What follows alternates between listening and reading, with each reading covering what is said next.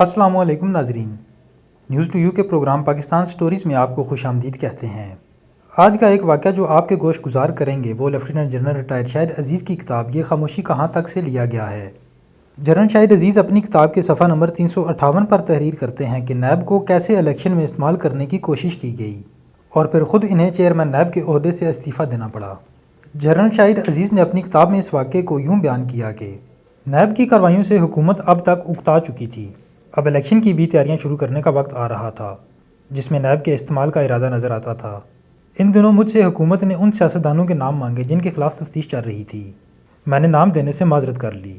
میں جانتا تھا کہ یہ نام سیاسی سودے بازی کے لیے مانگے گئے ہیں۔ مجھ پر کافی دباؤ رہا۔ جب کہیں سے بات نہ بنی تو ایک پارلیمنٹری کمیٹی سے مجھے سرکاری خط بھجوایا گیا، یہ نام پارلیمنٹ کو چاہیے۔ میں نے لکھ کر جواب دیا کہ نیب نام دینے سے قاصر ہے۔ پھر مجھے اعلیٰ سطح پر سمجھایا گیا کہ تم فوجی ہو، پارلیمنٹ کی اتھارٹی کو شاید سمجھتے نہیں، تم اس کو انکار نہیں کر سکتے، کیوں اپنے لیے مشکل کھڑی کرتے ہو؟ میں نے کہا کہ ہمارا آئین ہر شہری کی عزت کا تحفظ فراہم کرتا ہے، پارلیمنٹ کو سمجھنا چاہیے کہ میرے نام دینے سے آئین کی خلاف ورزی ہوتی ہے۔ اگر میں حد سے تجاوز کر رہا ہوں تو مجھے کورٹ میں لے جائیں، اگر سپریم کورٹ نے کہا تو میں نام دے دوں گا۔ پھر بات ختم ہو گئی۔ میں نے ایک مرتبہ اخبار میں خبر بھی دی کہ باوثوق ذرائع سے معلوم ہوا ہے کہ اس مرتبہ نیب الیکشن میں حصہ نہیں لے رہی۔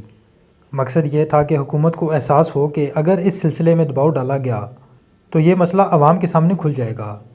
سوچا کہ اس خبر پر حکومت سے تنازع ہوگا، پھر کھل کر اعلان کر دوں گا تاکہ الیکشن کے دنوں میں روز روز کے جھگڑوں سے نجات پاؤں۔ مگر اس کا رد عمل کچھ ایسا ہوا کہ پھر اس کے بعد میڈیا میں کچھ نہ کہا۔ حکومت نے تو اس خبر کو نظر انداز کر دیا اور میڈیا نے بجائے حوصلہ افزائی کرنے کے تبصرہ یہ کیا کہ نیب نے اقرار کیا ہے کہ وہ ماضی میں الیکشن میں حصہ لیتا رہا ہے، صرف پرانے کالے کرتوتوں کی رنجش تھی تاکہ کیچڑ اچھالا جا سکے۔ جنرل مشرف کے خلاف جو رنجشیں تھیں، نیب بھی ان کا بار اٹھائے پھرتا تھا۔ اب کیا ہو رہا ہے اس کی پرواہ نہیں تھی، میرے ہاتھ خاک مضبوط ہوتے۔ حکومت نے نیب کو کنٹرول کرنے کے لیے ایک زور آزمائی اور کی۔ مجھے کہا گیا کہ صدر صاحب نے یہ فیصلہ دیا ہے کہ ایک کونسل بنے گی جو نیب کے اہم کیسوں کو سنے گی۔ اس میں جنرل حامد صاحب، طارق عزیز صاحب، اٹارنی جنرل صاحب، میں اور نیب کے پراسیکیوٹر جنرل عرفان قادر صاحب بیٹھیں گے۔ قادر صاحب نہایت شائستہ طبیعت کے انسان تھے اور ایک ان کے ڈپٹی تھے ملک افضل صاحب جنہوں نے سارے کام کا بوجھ اٹھایا ہوا تھا اور بلا جھجک کام کرتے تھے۔ مجھے کہا گیا کہ جس کیس کی حکومت نشاندہی کرے گی وہ اس کونسل کے سامنے پیش کیا جائے گا۔ اگر یہ کونسل سمجھے گی کہ کیس کو آگے بڑھانا ہے تو ہی نیب اس پر کارروائی کا مجاز ہوگا، ورنہ کیس بند کر دیا جائے گا۔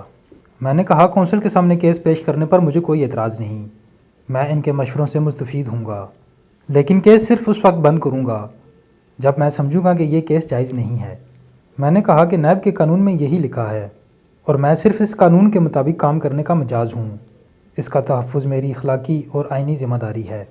ناظرین، اس مضمون میں جنرل شاہد عزیز نے کچھ کیسوں کو ختم کرنے کے لیے دباؤ ڈالے جانے کا انکشاف بھی کیا جن کے متعلق آئندہ پروگراموں میں آپ کو بتائیں گے۔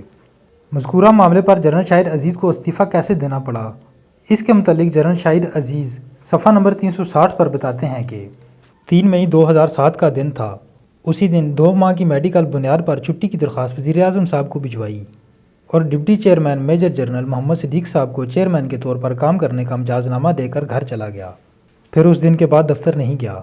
چھٹیوں کے دوران مجھ پر لگاتار زور پڑتا رہا کہ اب آپ کی غیر حاضری میں مقدمات بند ہو چکے ہیں، آپ پر تو ان کا بوجھ نہیں ہے تو آپ واپس آ سکتے ہیں۔